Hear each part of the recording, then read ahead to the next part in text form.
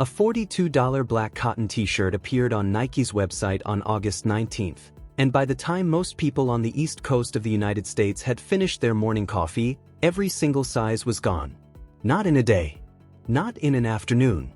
The Nike Court Alex Eala tennis t-shirt had vanished from digital shelves in under an hour. But here is the part that makes this story genuinely strange. The part that turned what should have been a routine merchandise drop into a cultural flashpoint. Almost nobody who bought it seemed to think the shirt was particularly well designed. If you really love Alex Eala, comment 100% below. And while you're there, if you haven't already subscribed to the channel, now is the perfect time.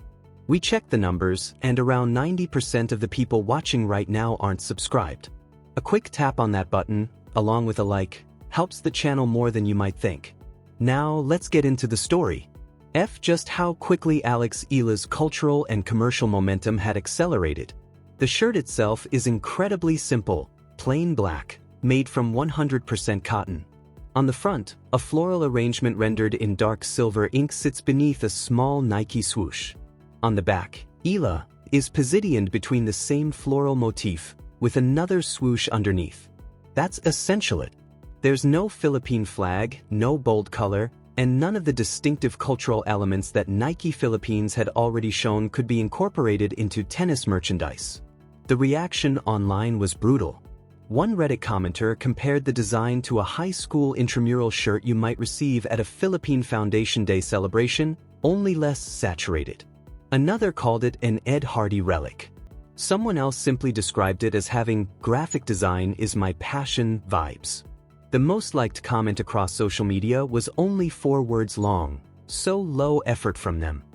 And yet, despite all the criticism, people absolutely fought to buy it. Fans checked out within minutes. When Nike briefly restocked the shirt, those units disappeared almost immediately as well. Medium was reportedly among the first sizes to go, followed by small and large. Within hours, only scattered XL inventory remained, and fans were already sharing tips on how to catch so-called ghost restocks from canceled orders. One fan even posted the same technique she had previously used to snag a Naomi Osaka Wimbledon kit after it sold out, obsessively refreshing the product page throughout the day, hoping that a single canceled order would put one more unit back into inventory. So the real question isn't whether the shirt would sell. That was never really in doubt. The fascinating question is this: what kind of commercial gravity causes a product that its own buyers openly mock to disappear from the marketplace before lunchtime?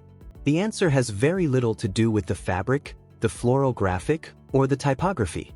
To understand what happened, you have to look at the 3 weeks leading up to the shirt's release. On August 3rd, Alex Eala stood on the court at the Mubadala City DC Open and accomplished something no Filipino tennis player had ever done before. She won a WTA singles title. And this wasn't some minor event tucked away on the calendar.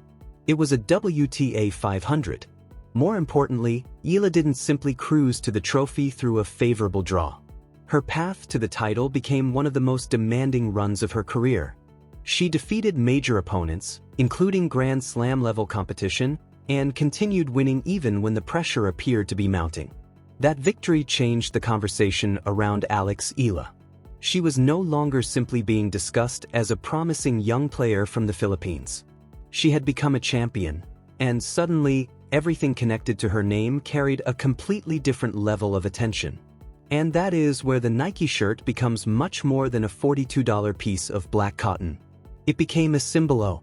Eala's run in Washington became even more remarkable as she defeated Alina Svitolina, the tournament's 3rd seed, followed by Naomi Osaka, the 2nd seed.